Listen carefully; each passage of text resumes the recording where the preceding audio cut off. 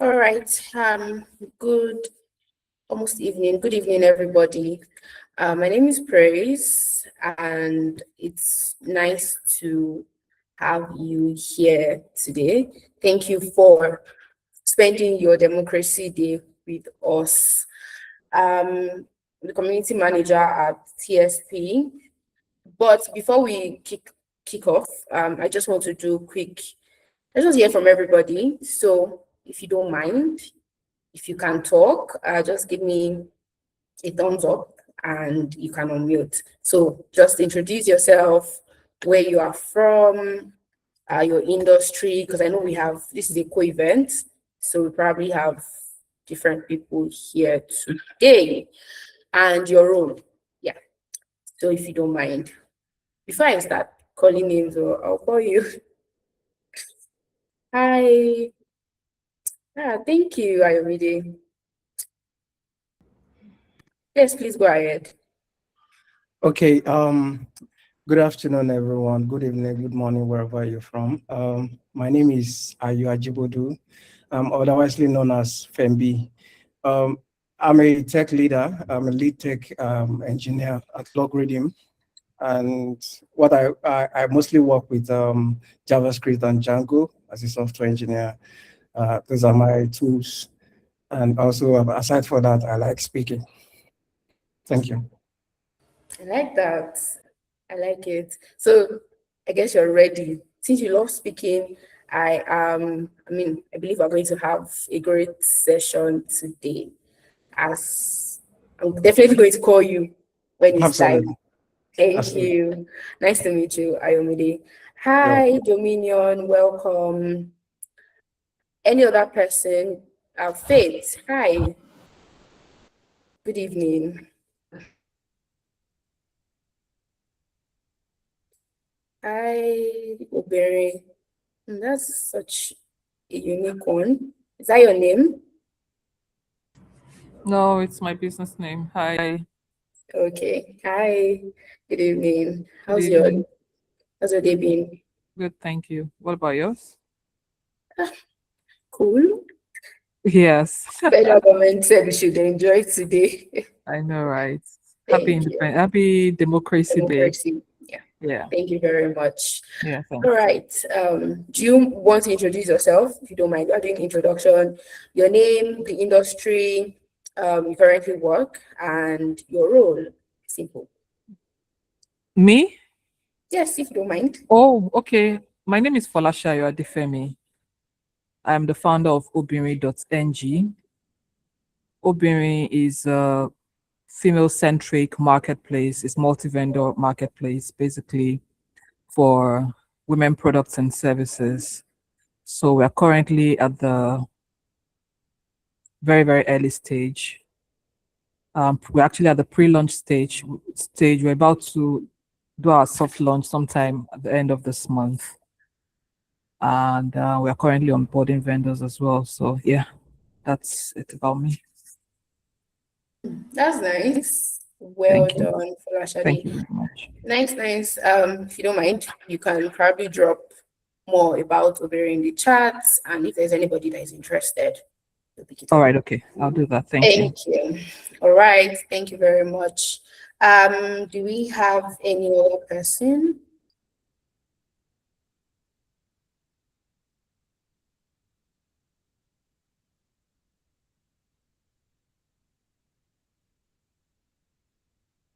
All right.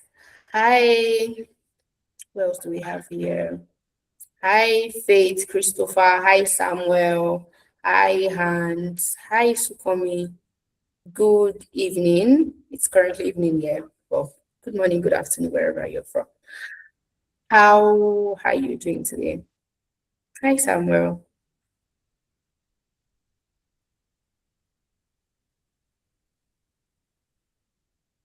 Samuel, I can see that your mic is muted or muted, but I can't hear you if you're speaking.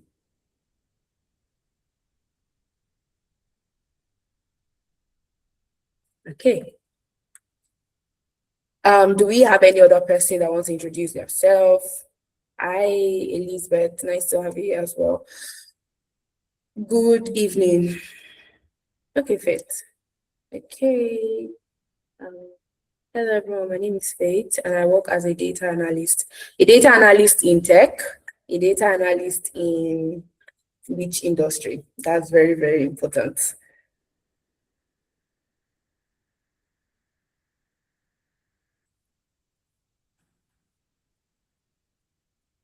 Okay.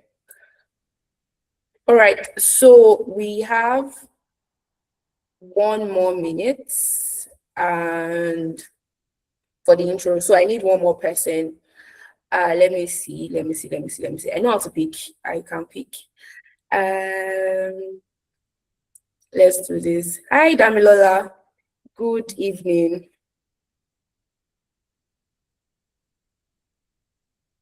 Please confirm you can hear me.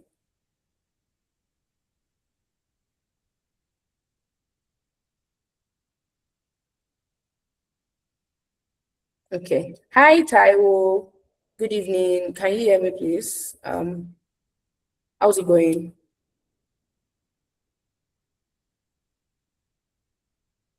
One more person. Nobody. Okay. All right. So I think we're good to start. We have Glory here. Hi. Is he Hans? Is that correct? Yeah, Hans. Good evening. Good evening. Chris. So I'm Hannah Taufik by name. I'm a digital marketer at Social Lab and Accessio Logistics. I'm open to connection, growth, and upgrade.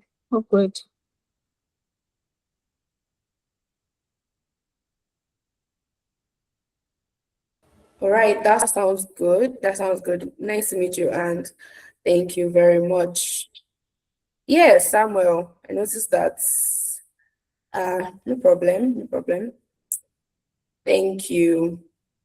Okay, we have more people joining, but we have to start now. So moving on to the next thing on the agenda, we have the yes. Okay. All right. So good evening, everybody. My name is Praise once again, and welcome to the co-event between with ESA and TSP. So I'm just going to do like a quick one. Today we are here to learn, of course. We're here to learn, we're here to have a good conversation and also to connect. And for anyone that is joining us for the first time or coming across either of the community for the first time, TSPC is a community for professionals that are working at the intersection of technology, sales, and partnership across Africa. So we have a channel, we host good conversation regarding sales, partnerships, anybody that is at the intersection of making money. TSPC is where you need to be. And we also have with SR, this is the Women in Technology and STEM Association. And if you've not been paying attention to what they are cooking, today is a good day to start, right? So yeah, today we are here to unpack a critical subject or a critical topic. So the theme for this session is African startups truly inclusive in hiring and leadership. That is definitely not a comfortable question. I have so much to discuss. Funnily, we had an event that happened of recent. I'm sure everybody is well aware, especially if you're in Nigeria. And it's going to be one of the things we touch today. It was a very interesting one.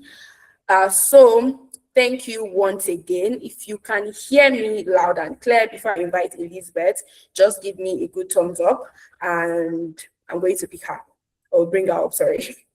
Thank you, and thank you, Ridwan. Thank you, Sukomi. Nice. I need more. Samuel, Donald. Hi, Donald. Okay. Thank you very much. All right, Elizabeth. So I'm going to bring Elizabeth right now. Elizabeth, please confirm you can hear me. She's the marketing lead at Vitessa. I can hear you and I can see you. Thank you Thank very you. much. Please confirm you can also hear me and you can also Yes, see me too. yes. All right, thank you. Good afternoon. Yeah, we're in the afternoon. Good afternoon, everybody. Thank you very, very much for having me. I'm quite excited to be here. Aside, coming here to talk about Vitessa, I'm also very excited about the topic of today, and I'm really, really looking forward to learning. I'm going to keep this very tight because I know that we have a packed session that I'm also looking forward to. And I promise that what I'm going to be telling you is going to worth your full attention, at least for the next 5 minutes. My name is Elizabeth Ogunsheye, Team Vitessa 5.0. That's the Women in Technology and Engineering Summit and Award.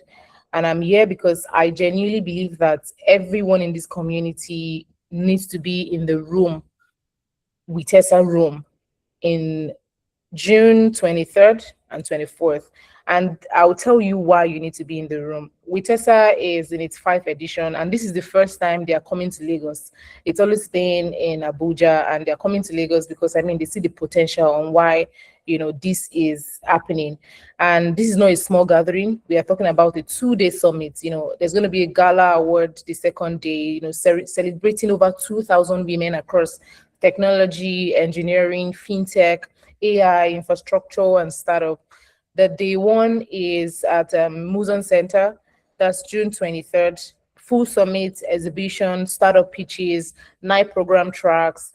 There's also going to be, job exhibition. There's going to be several things actually. And then the second day is June 23rd at JK Randu Event Center, our gala award night honoring 60 plus women. Yeah, we're going to be giving out awards to just, few women, but we also have like the celebration of over 60 plus women that we're going to be recognizing that are driving real impact across Africa.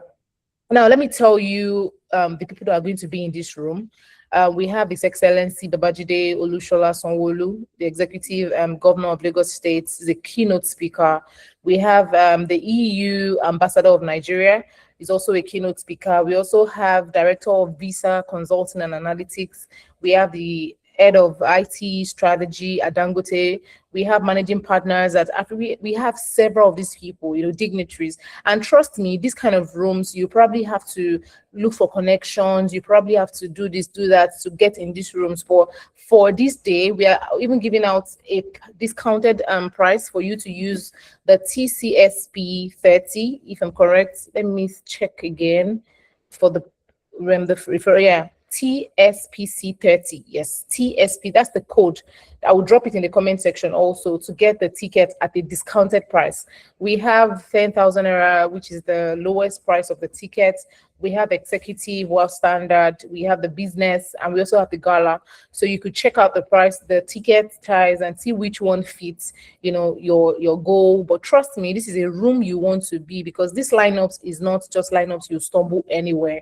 I'm telling you for a fact. And you can also check out some other things on www.thewomenovate.com, or go to LinkedIn or Instagram, Womenovate. Another thing I would like to also talk about is beyond the speakers, there are 9 program tracks: AI, green technology, infrastructure, equitable scaling, and more. And there's going to be a startup pitch. We're getting 50 women founders. Yes, they're going to be pitching directly to investors, and we're trying to celebrate women because we know that this particular thing is a very, very important thing for us, especially in this day and time. So you can always just go to www.womenovate.com/2026 Vitessa, or I'll drop the events direct ticket link. That's the Eventbrite direct link for you to get the ticket. Don't forget to use the the code that we've created for this community for you to get the discounted price. I think that would be all while I drop it. But like I would say once again, it is very, very important you are in this room, because I am very certain that it is not the usual tech events that you'd always see everywhere. It is a different type of event. Do you understand? It is a different type of room you want to be in based on all of these things I've just mentioned. So thank you very much once again. I hope I've been able to convince everybody on this call to get their ticket now with the code. And I'm looking forward to seeing everybody. I'm looking forward to seeing everybody, yeah, right now, get their ticket and also, come, yeah, Donald, thank you for laughing. I'm really looking forward to everybody, because I am promising you that this is different. This is a different type of event, in the ecosystem. So thank you very much, Praise. Thank you very much for the ushering in. And yeah, I would mute my mic. Thank you. Thank you very much, Elizabeth. Thank you so much. That was really interesting and detailed. Okay. Thank you. Just before we move on, okay, yes, I see that we have it in the chat. So please, if you can pin that, just like Elizabeth said, TSA 5.0 is coming to Lagos. Wow. June 23rd and 24th, and you definitely want to be there. You need to be there. So we look forward to that. I mean, 2,000 plus women. It's going to be an interesting one. Right. Thank you so much. Okay. So before we move on to the next thing on the agenda, which is the panel session, one of the major reasons why we have everybody here today. I just want to pick one more person to tell me if they've gotten their tickets for Witesa. If you've gotten your tickets, just give me a thumbs up or raise your hand, and then I'll bring you up. Tell me why you're interested in attending. Tell me why you want to. What exactly? I mean, Elizabeth has said a lot. She mentioned different things. And if you've not gotten your tickets, but you are going to get your tickets, you can also raise your hand and I'll pass the mic on one person. Before I pick, I will pick one person. Let's do that. Anybody.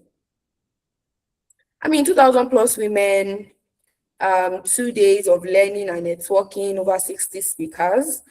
You should be excited, right? Because I am excited.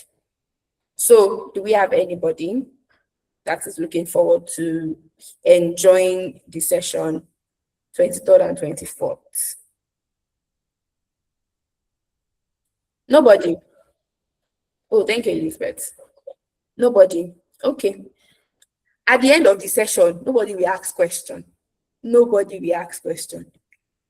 It's going to be serious. One person going. All right. Thank you very much. Since nobody wants to answer, just to confirm, hi, Ridwan, please confirm you can hear me. Good evening. Good evening, Praise. Good evening. How's your day been? Fine. Nice. Fine. Nice. Hi, Glory. Good evening. Please, Yeah, hi. Hi. Good evening. Hi, everyone. It's good to be here. Thank you, Glory. All right. Thank you very much. Okay, so we are going to move on to the next segment, and today we are talking about something very, very, very interesting. Everybody is excited.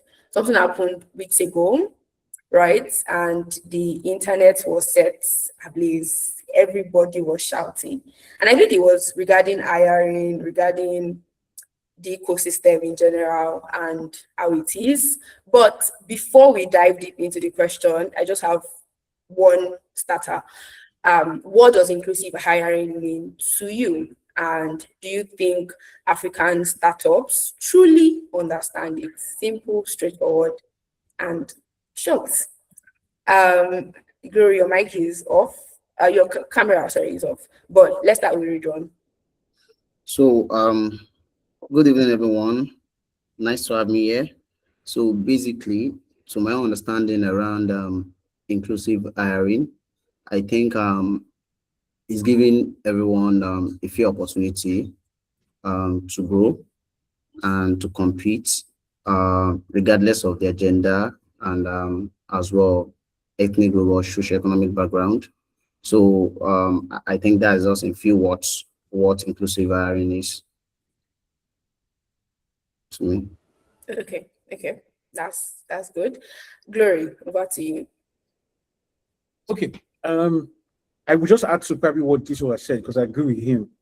I think that inclusive hiring basically is giving everyone, irrespective of their background, irrespective of their culture, irrespective of their gender, that opportunity to be a part of a vision, a company, a startup, an enterprise, and whatever the case may be. So fundamentally, it's really giving everyone, irrespective of where they're from, all that, the opportunity to be part of something big. Yeah, that's how I like to look at it. Okay. All right. That sounds good. Now, before I move on, like I said, this is just to start. So I'm just going to quickly read and introduce our speakers because you definitely want to listen. I am going to start with Ridwan. Ridwan is a business application and ERP leader. Sorry, can someone mute? Can someone mute? Yeah, thank you very much. Okay, sorry about that. So like I said, Ridwan Disu is a business application and ERP leader, Microsoft Dynamics 365 solutions architect, and Microsoft certified trainer, MCT, with over 12 years of experience helping organizations leverage technology to improve customer engagement, operational efficiency, and business growth. Throughout his career, he has designed and delivered enterprise solutions across customer service, sales, marketing, and field operations using Microsoft Dynamics 365, Power Platform, and Azure. His work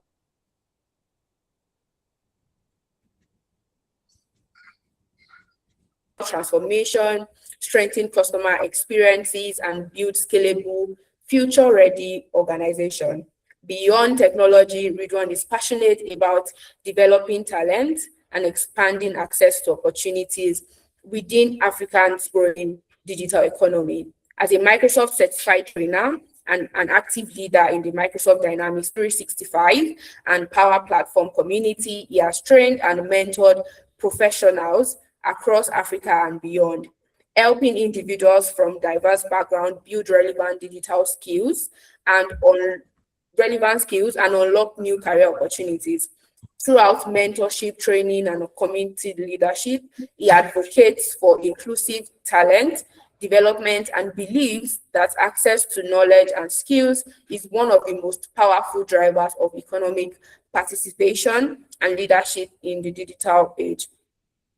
Drawing from his experience working with teams, businesses, and technology across Africa, Ridwan brings practical insights on leadership, workforce development, digital inclusion, and the role organizations can play in building more equitable opportunities for the next generation of talents. And I want to see some reaction because this is not easy. Over 12 years of experience, and we have him here today to answer all our questions. Let me see some reaction. Thank you very much, Ridwan. All right, moving on to the next speaker. We have Glory, right? So, Glory Olamigoke is a technology leader working at the intersection of product innovation, talent development, and venture scaling across Africa. Over the past 7 years, he has guided more than 120 startups globally through the complexities of building, launching, and scaling digital products. As the founder of Cleonify, he directs product development and growth strategies for over 100 businesses worldwide, establishing a track record for turning early stage ideas into scalable experiences. Most recently, he headed the core banking platform at Kuda, where he scaled and managed high-stakes banking and fraud infrastructure that supports nearly 10 million customers globally. Beyond all corporate work, Glory focuses on developing the continent's tech talent and institutional capacity. Through Tech Nexus Africa, which he founded, he has mentored over 5,000 emerging professionals entering the tech workforce. Also, as the co-founder, of the Tech Revolution Africa, he has built an ecosystem that has impacted thousands of people across the continent, bridging the gap between talent, innovation, and investment. Through this platform, he has partnered with organizations such as MTN, Coral Pay, Ericsson, the federal government of Nigeria, and more to drive digital transformation. A sought-after mentor and speaker on local and international stages, Glory regularly shares his insights at global tech conferences and startup programs. His work and contribution to shaping the future of Africa innovation are frequently documented by major platforms, including TVC, The Guardian, Business Day, and Tech Cabal. Amazing. That's all I can say. Amazing. Please let me see some reaction as well. Nice to have you here. Thank you so much. All right. Interesting. Okay, so moving on. Glory, Ridwan, just to confirm you guys are still here and you can hear me. Yes, can hear you. Thank you very much. All right, so we're moving on to the next part. This is officially the first question for me. It says that a tech unicorn in Nigeria recently said that they have 500 open roles and cannot find Nigerians who meet global standards. Please be rest assured that this session is not to throw any shades. Please, we are just asking questions, right? And cannot find Nigerians who meet global standards. And the Nigerian youth was strong. So the retaliation was very strong. Many argued that if you want global standard talent, you need to offer global standard salaries, conditions, and benefits. Who do you think made the stronger points and why? I started earlier to say that let's first get the basics of inclusive hiring, and now we are building on that. Glory, over to you. Okay, this is quite a controversial question, right? But I will. I'd share my 6 pence. Now, your question is which of the different groups, right, are correct or have the strongest points? I think that everyone is correct, right? I find that when it comes to conversations like this or discourse like this, sometimes the best viewpoint to have is to stay in the middle and look at what everybody is saying. So let's look at the talent issue, for example. I can say for a fact, and that's because I play in the space, I can say for a fact that when it comes to certain high-level core domain roles, right? Now, when I say high-level core domain roles, I'm referring to senior-level roles, specialized roles in technology. For example, fintech, health tech. When it comes to fintech, there are senior specialized roles where we actually do not have a lot of talent in Nigeria to fill. It's the truth. We might not agree, but as somebody who has played in that space for quite some time and worked at some of the biggest companies in there, I know, right? So when it comes to certain specific sectors and senior specialized core domain roles, we don't exactly have a lot of qualified persons to fill them. But the next question you should ask is why? There are reasons for that. One is the Nigerian factor, right? And that's probably where a lot of persons and groups, made comments around. One, we probably don't have enough companies focusing on training and raising this talent to get to that senior level. Now, to get to that senior level, it's about experience, right? It's about experience. So training, when you start out on the beginner entry stage, and then you grow, right, to become senior. It takes time, it takes years, it takes experience, it takes solving certain kinds of problems, right? So I think that every side has a point. When it comes to specific roles, it's difficult to find the talent, but there's a reason why not enough companies are training, right? And even for persons who manage to become that good, to become that experienced, to become senior in terms of skill and experience, some of the companies, or a good number of the companies, are not offering compensation which tallies, on the global scale, right?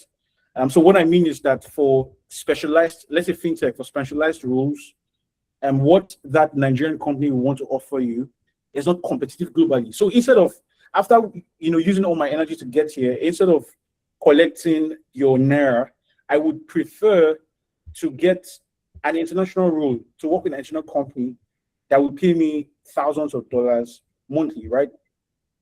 So I think to bring everything together, what really matters is, where do you sit? If you are a talent on this call, I think the lesson really is in ensuring that in whatever choosing field or sector or area you are in, your goal should be to become an expert. Your goal should be to become very, very valuable, such that you are sought after. It's possible, whether by the best local companies or even global companies, right? That's what concerns you. If you are a startup founder, for which I am, right, then the goal is, if you find a gap, look for ways to solve it, right? Come up with trainee programs, come up with internships, and more, that will help to give the best people at the entry level a chance. When they get that chance, as they solve problems, as they contribute value, then they get better, get more experience, and they become senior. And those guys will become the persons who can fill in the positions. It will take time, that's the truth. It will take perhaps a few years, depending on the kind of role. But those persons will become persons who would end up solving those hard problems that are required for you, right? So I think in summary, everybody needs to find where they are at, find what is important and relevant for them, and then just really dive in and get and make the most out of what's obtained right now. Okay. I think Glory, like you said, you stayed in the middle, right? But thank you for that. Thank you for that. So you have to ensure, you have to ensure that you work to become, at least on a global scale, you're an expert, right? And then you can now decide if you want to work for a local company or if you want to go international. I will reserve my comments on that. Ridwan, please, over to you. Okay, so basically, my own point here is, if a founder is looking for an expectations, I think in this case, I think the founder should try and drive a map towards how that can be achieved. I'll give an instance. In my business, I know what I'm looking at as a resource, and I know what I'm projecting as expectations. So the first line of items to be considered is, how do I build capacity? And I think it will also help the founder around cost of resource too as well, and building loyalty resource who can stay longer with you within the organizations. So my own take here would just be, there are several ways to all these things. If you've been able to identify a problem, I think the next line of item is for us to find a solution around that problem. That's just it. We have intelligent people around within the country, and we have smart people who have been working with some other global organizations because they have the capacity, they have the capabilities, and they've done stuff. But if we want to help the situation of the country that we've identified, I think we just need to just build a solution around that. Maybe trying to build an academy or trying to build a platform, an hub that would increase the level of capacity that we're expecting. In your line of business, you might be looking at maybe you're a technology company and you think you've been able to identify challenge or resource issue around technology resource that you offer the market. I think the best way is to look for fresh graduates who can come in as interns within the business. So what you can just do is try to be dynamic, to be strategic around the problem that you've identified. So that would solve the what's it called, the noise around. So individuals, they know what they're looking at, and founders also know where they have a problem with resource. So the best way to go about it is just to provide solution around the gap. That's just my own point here. Okay. I think that's also good.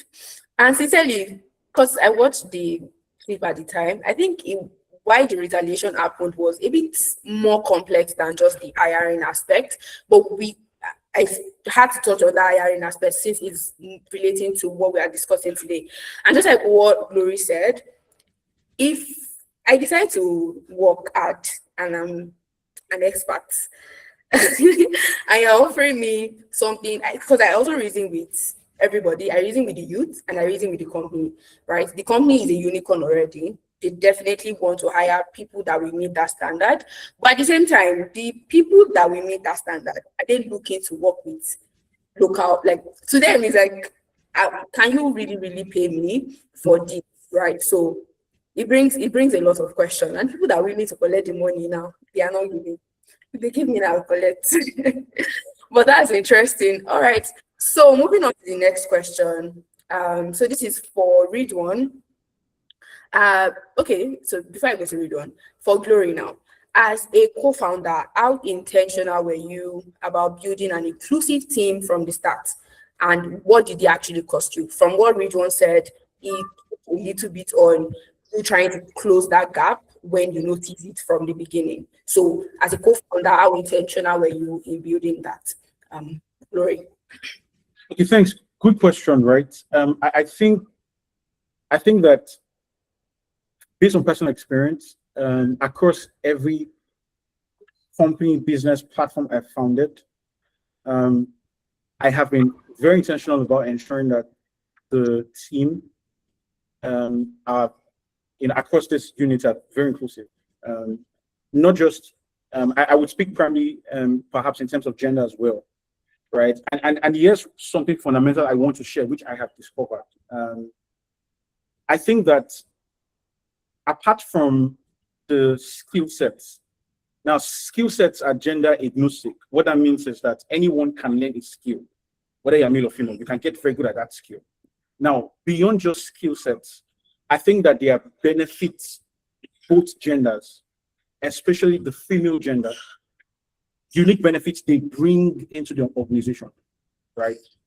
And so again, across like everything I've built and I'm currently building, there is a very healthy balance and distribution in terms from the leadership team down to the general team, in terms of ensuring that we have a healthy balance between, for example, male and female gender, right? And again, it's because I think that everyone has something unique that they are able to contribute. I'll be very practical with us. No need to, I'm a married man, right? And so I have a wife, right? And I know that at different intervals, when, for example, there's that mini crisis rising, and there's that pressure on the man, like in this context, myself. I know, for example, what in this context, my wife, a woman, the kind of balance and ease that she's able to bring that I cannot manage necessarily in that time, right? So I think, again, that it's something I've been intentional about.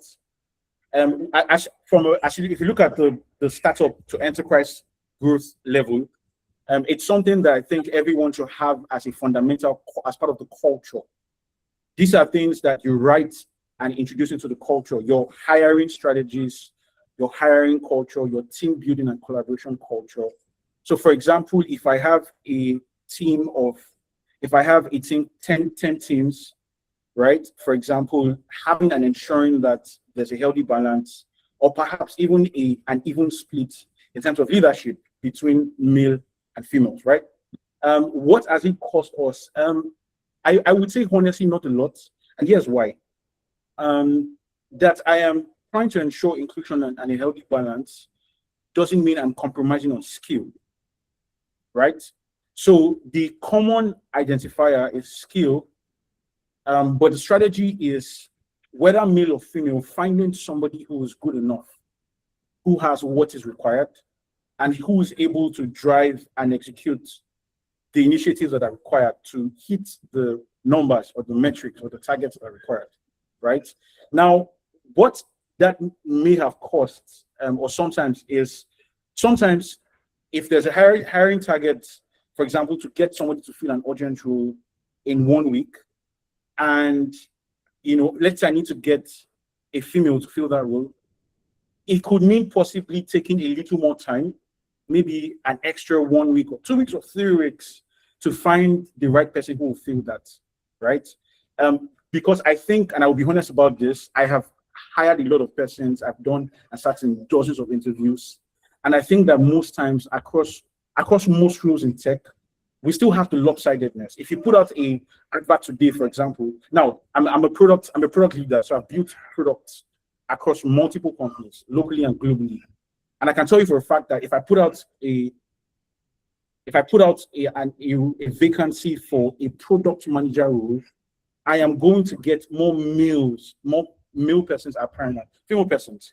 If I put out a vacancy for an engineering role, a software developer role, and whether web, whether mobile, whatever, I'm going to get a lot. In fact, for some technology roles, when it comes to the core engineering, you have a lot. You have perhaps up to a 5x, 6x difference between the persons applying on the male side versus female side. So the cost is, if I want to ensure inclusion, which I do, which means getting the female engineer, I will need to spend more time in targeting that demographic and getting more applications in there so I can hire somebody who's good.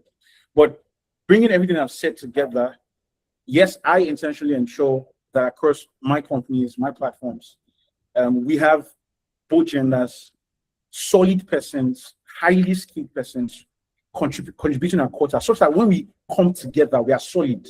There are decisions you have to make that mean that the men might think in a certain direction, but then you have the women bringing different context, bringing like that healthy balance. And if you have such policy in your company, you have such a split, I think that that company is going to be destined for greatness, right? Finally, I'll end with this. I've literally seen companies, like I could call names, but I don't want to. I've literally seen companies out there that have a policy of 1-to-1. What that means is for every male person hired, there must be a female person, right? So that company currently has a little over 1,000 staff, and you have a near perfect split between male and female. So 500 and something, let's say 505 male staff, 505 female staff. It's very possible, and it's about being intentional. Yeah. That was spot on. Thank you very much, and quite detailed, right? So yeah, that's interesting. Interesting to know. I mean, most times you see most engineering team, most of them are usually guys, even in my company. So it makes sense. That's interesting. Thank you very much. Okay, Ridwan, I have this for you. In your experience, when a startup says someone is not up to standard, what does that usually mean in practice, like in your experience?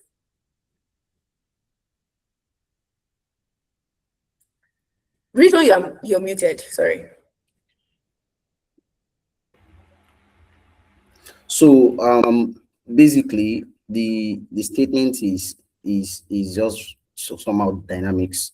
So I'll give an instance. If a company is saying someone is not up to standard, I think the expectations from the business is around what can the resource community do, and sometimes is related to the platforms, is related to capacity, is related to what they use as tools within the business. So as for me, I wouldn't say someone is not up to standard if I haven't done evaluation. Do you understand? So I think before we can consider a resource not up to standard or someone not up to standard, we need to do a thorough evaluation on the resource, and we need also do a check on what is going on with the resource and why is it not meeting up to expectations. Sometimes it could be a diversification of resource of tools being used within the environment that triggers why there's the disconnect between what individual resource is meant to do and what the business are expecting from them or the organization are expecting from them. So I would say you saying a statement related to a resource not up to standard, I think we need to check on what is the expectations. We need to drill down to the expectations from the business, drill down to the expectations from the resource, and what is currently being the tool being used within the environment. So with that case, we would now be able to identify the gap, identify the challenge, and being able to solve the problem. So if we have a challenge majorly and we see that as a problem, there's always a solution. And I don't think we're going outside to say we're looking for a standard person. I don't think that's the solution. The solution is the resource you have internally. How were you able to manage them? And what is the expectations? And how were you able to track what they are doing to meet the standard you're looking at? So if you have a resource that you felt is not up to standard, I think there's a gap. They need training. You need to empower them. So when you empower them, that standard you're looking at, you get them from them. And there's something called loyalty. You understand? Whoever you've been able to train, you've invested in, I think there is more loyalty in them than those you bring in from outside as an expert. We've seen a case where you bring expert from outside and their expert could not even match those that are inside.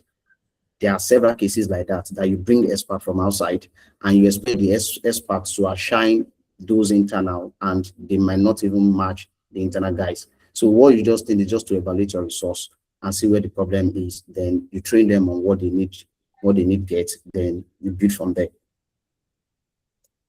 Okay, that sounds really good. But just to add like a follow-up question to that. So speaking specifically to say someone that is applying for a role, right? I mean, do many talented people get filtered out because they don't have like a polished CV or like an elite network, or they are not loud on LinkedIn? I'm just thinking because it might also mean, like, for example, you're trying to analyze a person, maybe you put out a job, a role, right? And you're trying to hire people, and then you start the evaluation process. There are different things that companies check depending on the culture, right? Do startups actually miss out on great builders, for example, because they don't have a polished potential? So I think where the challenge is it's from my observation and my connections, and I've observed that the best results are not that kind of loud on the network, on the social network, the likes of LinkedIn. You don't see them attend conferences, like they don't speak in conferences, they don't update on LinkedIn, but the capacity, you would see that they have the capacity to do and help the business thrive. So I'll give an instance. So in that case, I would advise startup founders to do more thorough evaluation on assessments to get real resource who is capable to, or who is able to fit in the business, than using the noise on the social network. So for instance, the likes of LinkedIn, maybe you saw someone who posted every day in, day out, or you're able to identify that there are certifications that this person have done. Some people, they do certifications, but they don't post, they don't do anything on the LinkedIn. Their own is just, we have some people, I won't say they're boring, it's just the type of resource who they are. They are just, I just want to focus on my job. I don't have time for stuff like this. The best way to identify such resource is you need to do what is called assessments. You understand? Give them assessment, test their skills. Then when you be able to test their skills, you identify who they are, and you'll be able to get the best out of the resource you're looking out for. Thank you very much. And that is actually true. I know that the head of engineering in my company is LinkedIn. I think he posted maybe in 2000 or something. I don't even know. Last time he posted was like 5 years ago. And I'm telling you that he is one of the best engineers that I have met. So yeah, that's actually true, because most people just, but it depends. I also think it depends on the role, right? If you're functioning in a sales role or in a partnership role, revenue role, maybe you might want to consider putting more out, talk more about your numbers, talk more about what you've done and your success story. But if you are more technical, there might be a little bit of struggle on that end. But yeah, you want to say something? Yeah, so basically, it's dynamics. I would say maybe because I'm in the tech space, and that's the reason why I leverage on assessment. So either sales or no sales, I think there are still some tools to drive assessment or reassessing resource. It's not by, I wouldn't say a salesperson will go on LinkedIn to say I closed X numbers of billions or I generated social numbers of deals and I converted X numbers of opportunity to this. So I think there are more to that. So what I would just say is we need drilling down into identify potential resource who can help grow the business. That is just all I can just say. Sometimes visibility can open the doors, but capability just sustains the success. That's just it. You need to get the capable hands. It's not by just seeing people making noise on the LinkedIn or on different platforms. You understand? Mm-hmm. That sounds really good. Thank you very much, Ridwan. That's really spot on. Okay, so Glory, this is going to be my last question before we start taking questions, if there are any from the community. So founders often say that they want hungry people, especially startup founders. This is their mantra. We want people that are hungry, have passion. Do you think startups sometimes exploit ambition by overworking young talent without proper compensation or structure? I think startups do this most times. Yeah, so I mean, thanks, Praise. If this was a physical session, I would just say, everybody, let us echo the answer together, and we all shout yes, or chorus yes. The answer is yes, right? Absolutely. A lot of startups today, especially early stage startups, what's the word? Use talent, right? And that's why I'm glad we're talking about this today. Your question is primarily from the founder perspective. What I want to sort of twist it around to take it from the talent perspective, right? Because I think we have a lot more talent on this call. Now, I think it's important as talent, even still in the early stages of trying to get your first role or get your first major job, to know that what you have, the skill I have, right? Even though there's still a lot of room for growth and improvement, what I have is valuable, right? And so my goal is to get a company that will also value me, right? Now, yes, you will be getting a job, you will be getting paid, you would have some funds coming in to take care of your monthly bills, take care of your family and all that. But so the company is paying you, but it's not free. You are contributing your blood, your energy, your skill, right? If you go on my LinkedIn, right, I don't have time to take as many courses anymore, but you find out that there was a period of time, for example, I think about 4, 5, 6 years back, when I was consuming and devouring a lot of Udemy and Coursera courses. And I think in a 2-year span, I took about 22 courses across project management, product management, marketing, technology, and more. Why I'm mentioning that is, and I'm sure that applies to some of us as well, you have spent time building yourself, investing, right? Sitting in front of a laptop, burning power, and more. My point is, what you have, even if, yes, there's room for growth, is valuable. So it's important that you also look out for companies as well that will place value on that. And that's where understanding company culture matters. I was having a conversation with somebody yesterday. He's leaving a toxic company. He needs a job desperately to keep income coming in. And so he went for an interview physically with another company yesterday. And, he was giving me feedback. And I was letting you know that based on this body language, this sign, what they said, how they responded here and there, you can know if this company is going to be toxic or not, right? And I mean, they were obviously, the new company looks like a toxic company, but we don't have time to go into that. But what I told him, which I'll repeat, is, again, I know that the income part is critical, but trust me, if you will be spending 6 months, 1 year, 2 years in a company, it's better to spend it with peace of mind. Knowing it's better to spend it being treated right. I mean, they are literally companies. There's a company, again, I don't want to call names, and I hope that's okay, but there's a company that rewards the best. So at the end of every month, the top 3 best staff gets nominated and get recognized in the town hall. And every month they get fully sponsored vacation trips outside the country. I am not joking.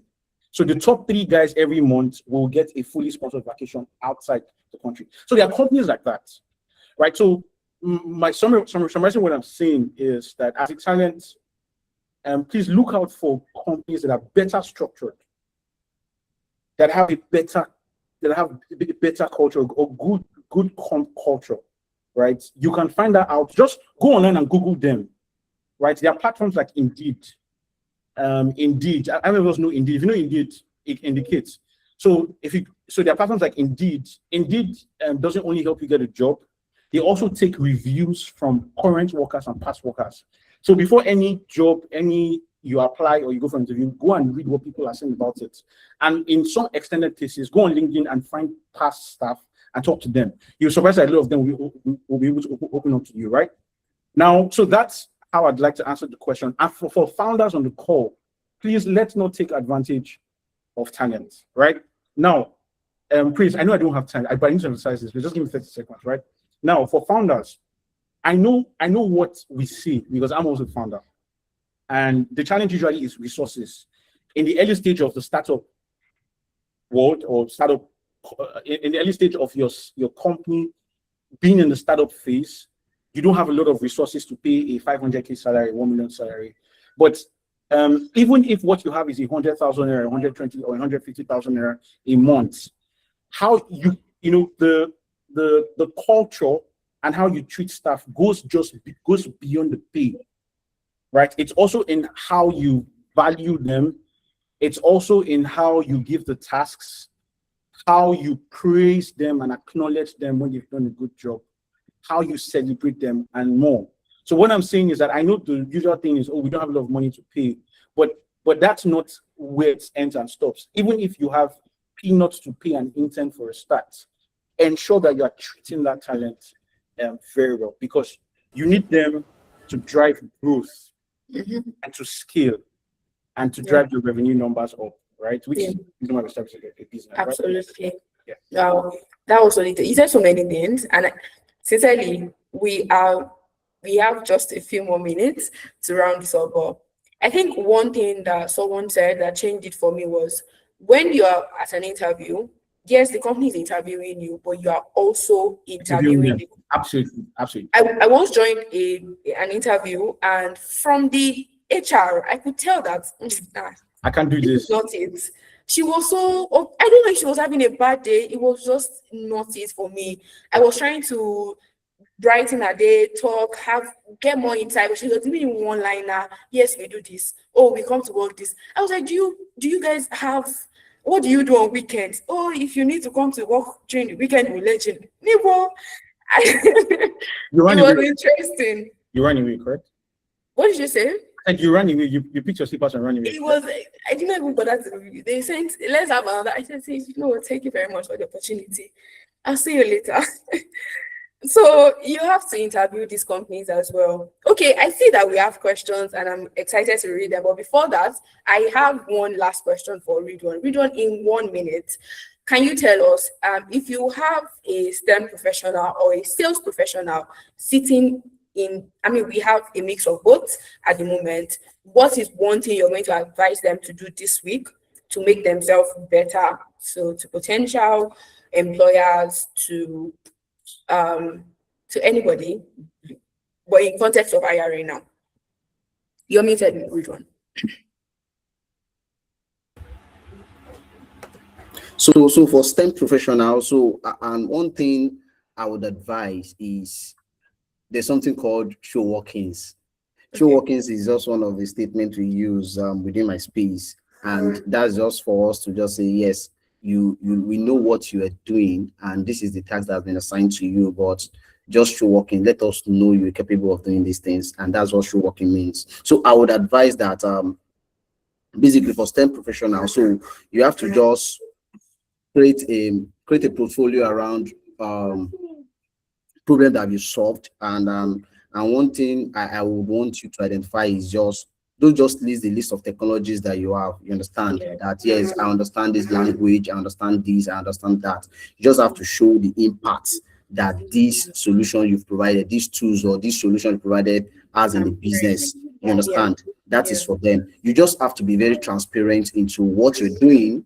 You just have to let the visibility be out there. You understand? Don't just hide under your shell and say people would identify you. Create a portfolio on problems you've solved, whatever you've done, show workings. Let them know that you've done this. Post it if it's possible for you to post it. If it's something that is not restricted anybody to see, post it. And don't just list, I understand this language, I've done Python and stuff like that. You have to describe how this impacts the business. In that case, I don't think you need much during the interview period. You will be called. That is just it for STEM professionals. But for sales professionals, and one thing is we understand something related to figures. So I would just advise that how you're able to generate your revenue and how you're able to generate your leads, your ratios around conversion of your leads into an opportunity that gives you edge towards quote another around closure and revenue generation.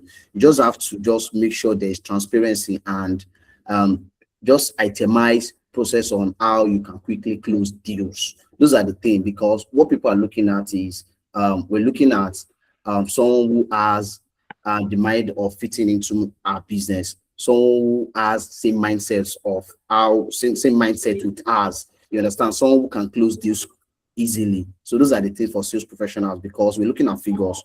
Just let us know how you can generate your leads and how you can convert it in a very short period of time into revenue that comes into the business. Those are the things for the two professionals. Either you STEM, just create a portfolio and show workings on what you've done. For sales professionals, let us know how you've been able to grow your revenue and the speed rate at which you convert your leads into opportunity that would trigger revenue generation. You understand? Those are the things.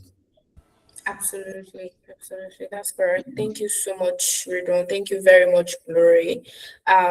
You've answered my questions very well. And if you have any question and you're listening to me, please drop them in the chat. I'm going to read them. And we'll have answers. Okay, so we have from Dominic Abel. He said, please, I think that was to the question I asked Ridwan earlier. How do you justify a situation whereby a candidate is being told that he or she is overqualified? Wow. And not given the opportunity to add value to organization? Interesting. Ridwan, do you have answer, Glory? Who wants to go first? So I think I would provide my own input. Maybe Glory can contribute to as well from the experience of being a founder. So I'll just make it I think the question, let me just get a question from the chat again and provide response. I would come in some minutes.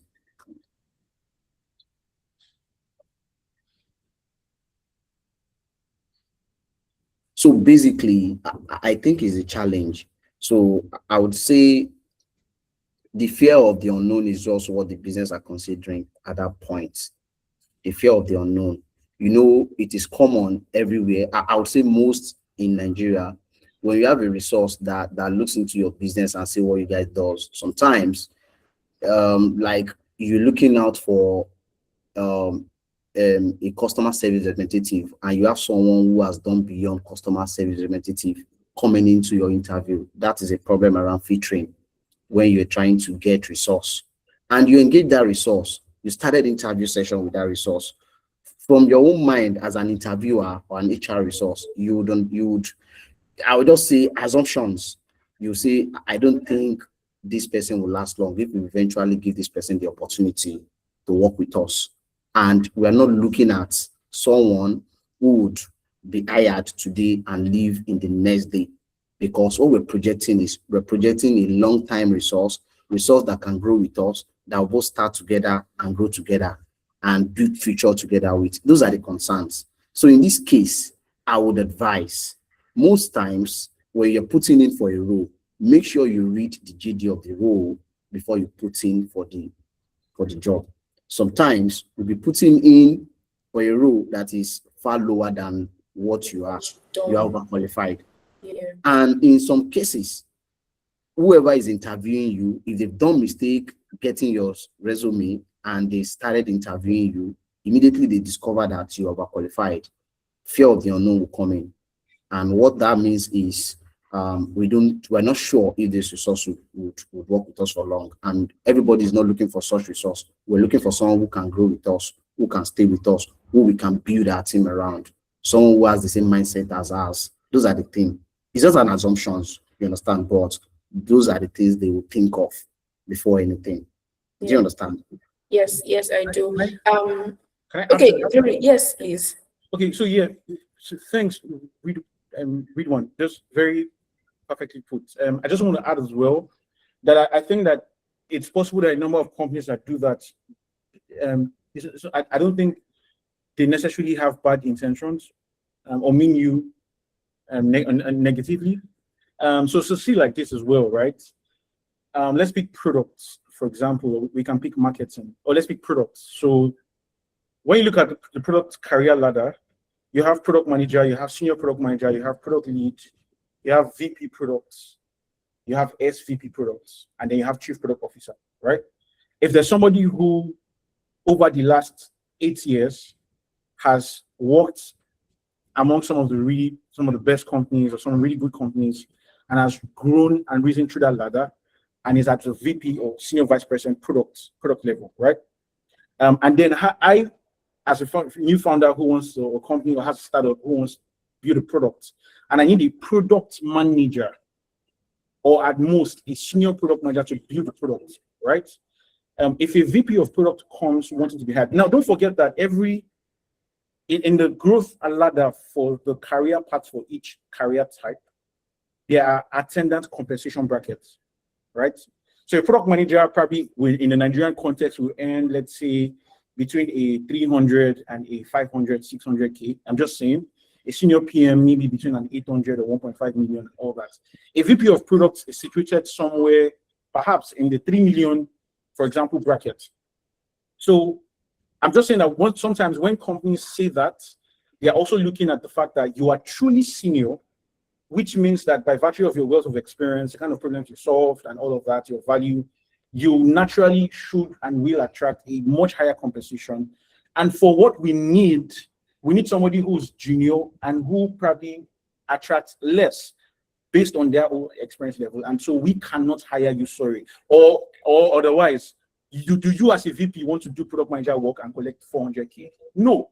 So I'm also sharing the other perspective as well. Sometimes it's tied to money and earnings, and it's tied to growth. So if you see that and they tell you that it's good, just your discipline and find your company and your level and apply again. Exactly. That's really, really good. Like, because immediately I read the question, I felt like it can be tied to value. So maybe the person should assess yourself, assess what you've done. So if the company is telling that you are overqualified for a role, it means it can. So there's something to check out there. You need to understand that. So it might be tied to you understanding what you are actually what, right? And then apply for the right one. Okay, we have good questions here. The second one is from Sukomi Olajide. It says there are conceptions around startups not able to pay standard benefit for senior roles. Do you think this contributes to lower interest from most talents? Who wants to take the question? Glory, I don't know if he's here. Yeah, I'm here. Sorry. Ridwan is looking at this. So I had the question. Okay. Which is really companies paying less than the global standard, Standard, yes, and so meaning that the senior talents are looking outside, right? exactly. Okay, so the answer to that is yes, right? There are really companies that pay. So the truth is companies. What companies are able to pay in terms of compensation is tied to many factors, including the geographical location, Nigeria, Africa. Is tied to the currency value, right? Unfortunately, because of the economy. So if you go back to the 80s, right, there was a time when Naira to dollar was very close. I think it was 1 to 1. Yes. It's just widening, right? Yes. Now, where I'm going to is this. Yes, the answer is true. We have companies like that. And that's why, from the first question, my position has been, I think that everybody should look out for themselves. If you are a talent at the beginner level, put in the work to get to the intermediate level. If you are intermediate, put in the work to become an expert. If you can get to a point where you feel like, so in the Nigerian startups ecosystem, I can tell us for a fact that there are higher bands of salaries. There's a ceiling that cannot be crossed, right? There's a 3, 4, 5 million naira a month ceiling that some of the most senior people get. And I'm not even including executives and all that, like vice president, executives and all that stuff. Now, it's possible you can say, you know what, I want to experience the best of the Nigerian ecosystem, and I get to that ceiling, and I look outside for dollars, right? So, how I'm answering this is, I'm encouraging every one of us to look out for ourselves. The most important thing is your value and what you can command. I have friends and I know persons that they are valuable enough to get hired by Google. I have friends, and one of my junior friends, and I'm saying junior because when I was like 400 level, he was in like 100, so it was junior brother, ish and all that. He currently works for Apple. Yeah, he works for Apple. In fact, there are 2 of them, right? In Ilorin, because I schooled in Ilorin.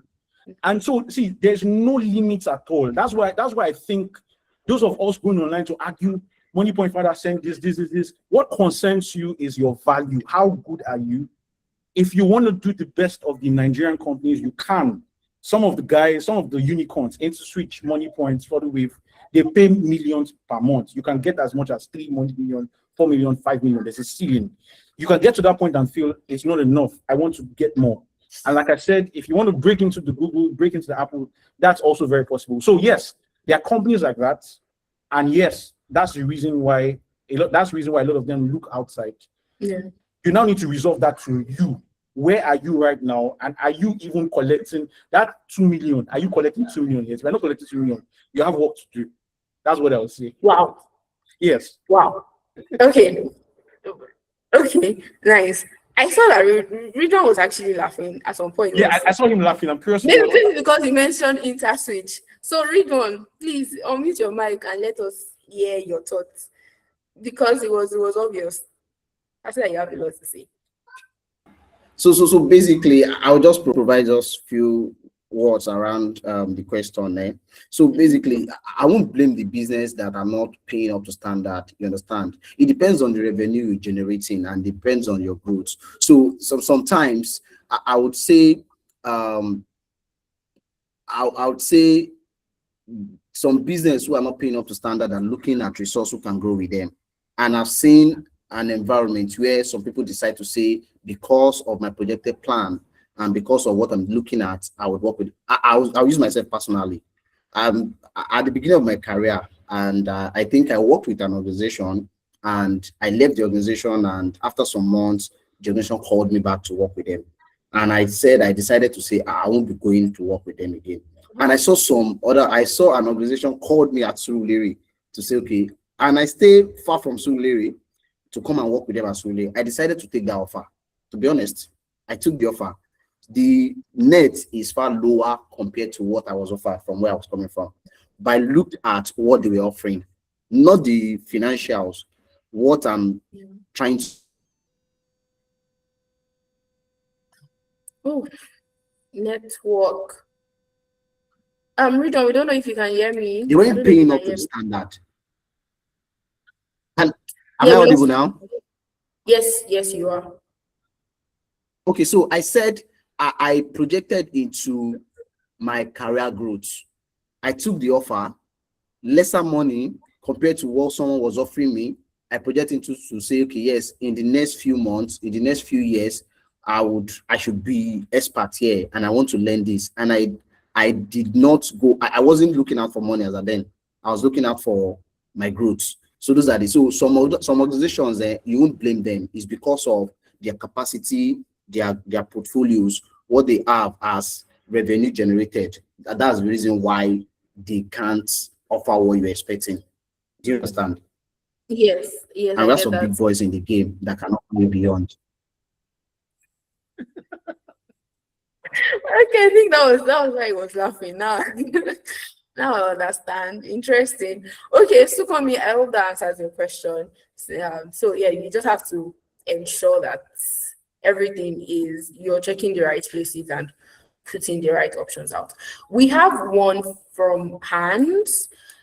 She says, "Sir, am I to post my portfolio on socials? Won't that be breaching confidentiality?" If you're signing NDAs, well, Ridwan, you mentioned portfolio earlier. You want to take that? So basically, I don't think you need post your portfolio, and there's some stuff that the sales guy does today. Now I will tell you, it's just a trick.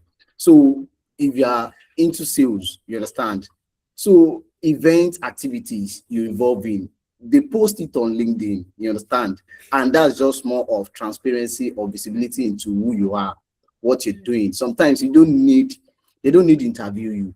You understand? It's just what they see in some cases.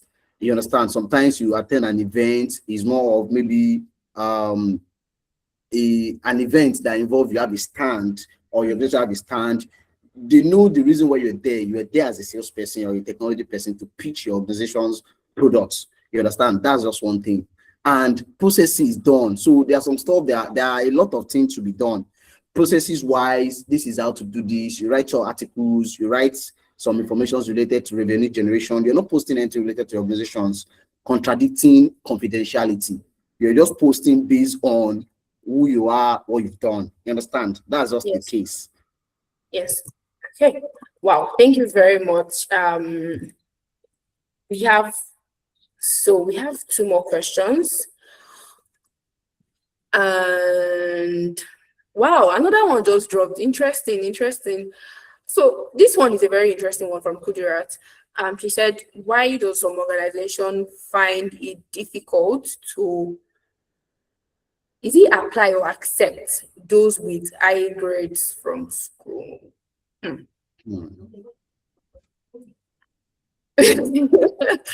Okay, Glory, let's you founder. Okay. Why do some organizations find it difficult to apply or find it difficult to hire those with high grades from school? Okay, so it's interesting, right? Now, let me approach it from this angle. And okay, so as a founder, right? It's not about the high grades from school.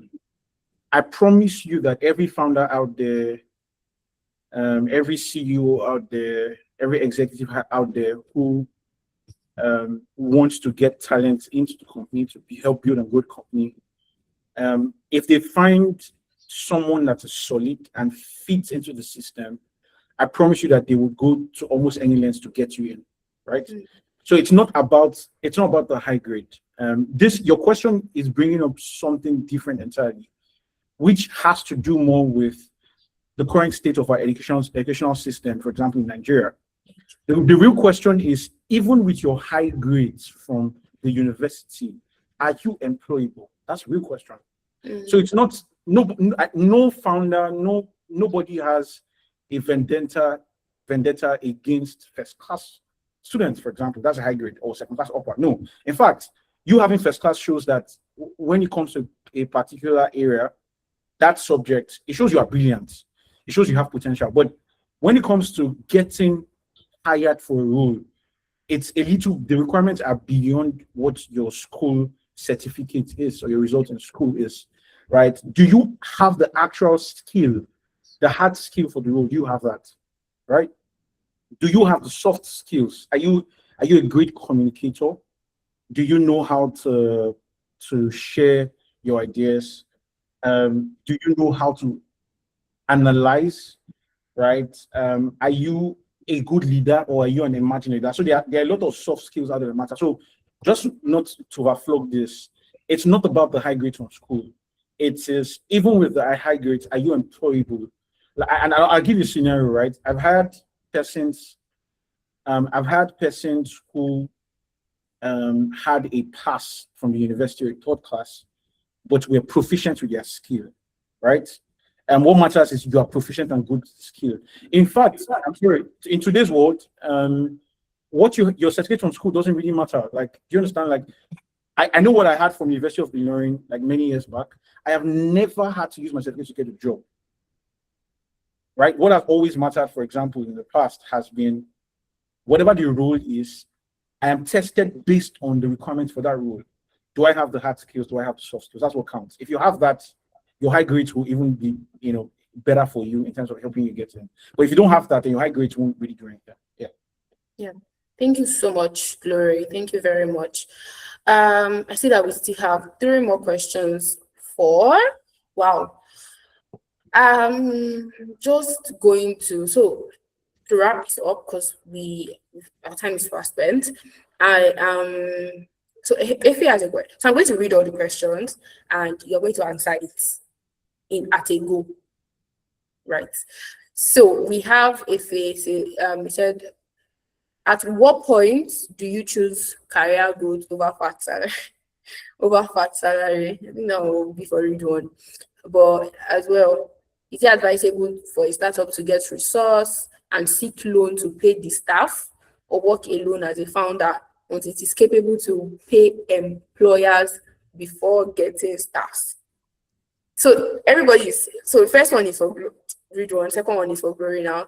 The third one, should a founder get resource as a team without paying to start up a digital product, or do it alone, getting revenue generated before getting a teammate to work with, because this current country situation is hard for team members to work longer without pay? Also, as a digital founder, you go to pitch your product in a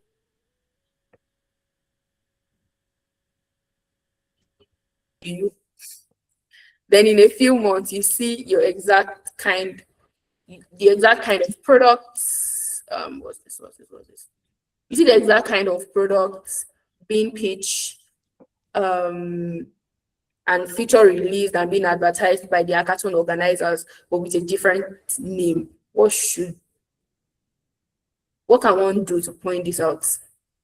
I don't know if you were able to read the questions on your hand. And okay, so the first one is for Ridwan. Please, in one minute, just answer. Okay, so basically, at the start of your career, I think you should choose career growth. You understand what you're looking at the start of your career. You're not looking at the money. You look at the career. You just look at the growth. What you're looking at, the space you're going into. Chase it, do certification, study online, involve in volunteer jobs, so that can give you leverage into real-time work exposure. You understand? At the start of your career, you need to look out for growth around technologies or tools or what aligns with your career growth. You understand? At the beginning. You understand? At the beginning, that's just it. Okay, that's great. So you have to be the one to decide what, depending on where you are in your career and what you're looking for. Great, thank you very much. Glory, 1 minute, the 3 questions. That's going to be possible. Okay, fine. So first one, is it advisable for a startup to get resource and seek loan to pay the staff for work, or work alone as a founder? No, it's a good question. Very, very, very valid, right? And I think every startup founder starts from this point. Now, my answer to this, the question is it advisable to take a loan to pay your team, right? Now, The answer is it depends. It depends on the type of business. It depends on the market you're playing in. It depends on how viable, right, your product or services or the market you're playing in is. When I say viable, I'm referring to your potential. If you have a hot product, you build something solid, high potential. High potential means that if I put in X amount of effort, within the next 6 months, there's a near likely guarantee of X amount of returns. You can take risks now. That risk might include taking a loan to pay your team because there is assurance of returns that will come in that will enable you to repay that. But if you don't have that guarantee, then please do not take a loan. Taking a loan, which means there's an extra interest rate, will put a lot more strain on you and on the business, and you probably get to a point where you cannot go on anymore. If the potential is not clear and is not it's not high potential, please keep bootstrapping. Start from the corner of your room, keep building and keep bootstrapping and expanding, and then growth will come naturally. Hopefully you get to a point where revenue becomes considerable and you can scale. That's one. Two, should a founder get resourced as a team without pay or start up potential products? Getting the team work to okay, this ties into what I'm already answering, right? This is about how do I grow from 1 person to 2, from 2 to 5, from 5 to 10? Again, it's as the business grows.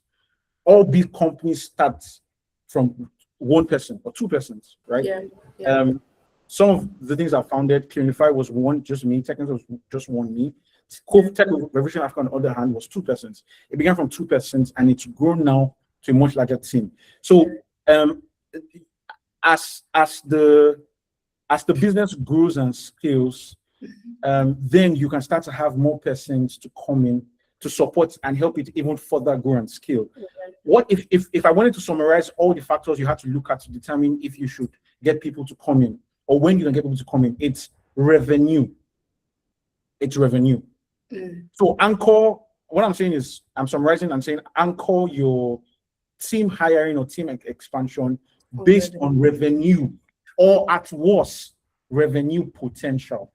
If there is no money coming in already, right, then you can anchor on potential, which means there is a likely chance that if I hire a marketer and a social media manager and we work together for 3 months and execute this plan, we will get money coming in, and from there we can grow. So you can anchor on revenue and revenue potential. That's the second question.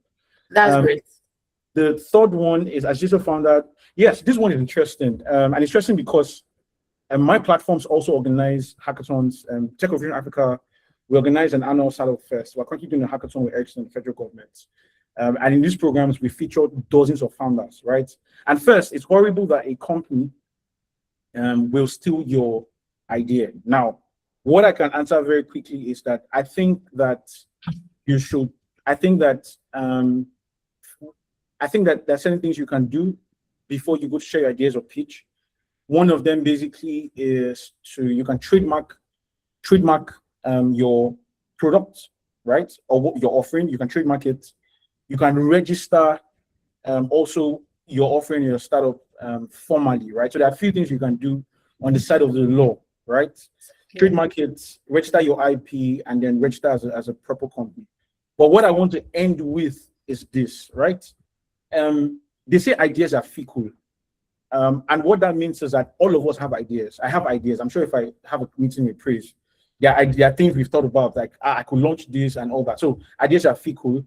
The fact that this company has taken your idea and has launched it but has a different name, it's not the end of the road. Like the sky is bright, so it should not stop you. In fact, take that anger. Like, it's not good, right? If you had resources, I would recommend you could, maybe get advice from a law firm and review the legal options. That's valid.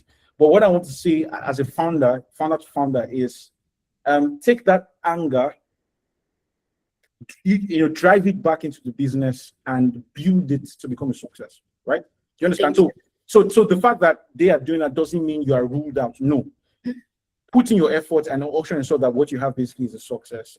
We have competitors. Every ecosystem, every sector, every niche has competitors doing similar stuff. Money Point, UP, and the rest. So it's not the end of the road for you. You can ensure that yours can become a success while also putting legal measures in place to prevent it from happening. Yeah. Thank you so much. So basically, find your own unique advantage and go harder. Thank you so much for joining. Thank you, Glory. Thank you, Ridwan. You answered the questions very well. Thank you very much, every single person, for joining the conversation today. Team Around African Startup IRA, and I hope you all have your answers. Once again, please, the Vitessa event 5.0 is happening in Lagos, June 23rd and 24th. The details are in the chats. And also, we'd like you to join our community, TSP. We also have our socials. You can follow us, LinkedIn, Slack. You can join the Slack channel, LinkedIn, IG, X as well. And to every single MVP on this call, thank you once again. We really, really appreciate you for joining. Efe, I really hope that you don't have a question, because